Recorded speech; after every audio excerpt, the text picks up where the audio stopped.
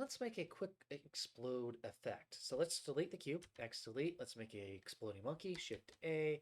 We're going to add the monkey right here, Shift A again, plane, S, GZ. That looks pretty good. And it's pretty straightforward that what Blender has is we can click the monkey, go to object, and then we're going to go to quick effects. And what we want is a quick explode. So we click on it. Now if I hit play, we can see the monkey just turns to a bunch of pieces. Now we're going to click on the plane, go into the physics, and we want to have a rigid body, active, passive.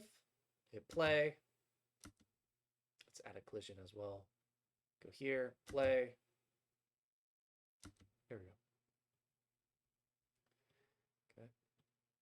And what we want to do is we want to add a collision. So let's click collision. So if I hit play, we can see that all the pieces now bounce on the plane. Now, let's say we want to actually have it, just like go outwards instead of kind of like shattering, because that's what it kind of looks like. Well, what we can do is we can do Shift A, and we can add a force field. So let's do a force.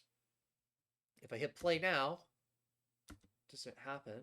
But now let's change it to, let's say, 1,000. Go back here, play. We can see like it really just blows up. So play. Now we have like ton of, monkey little pieces everywhere.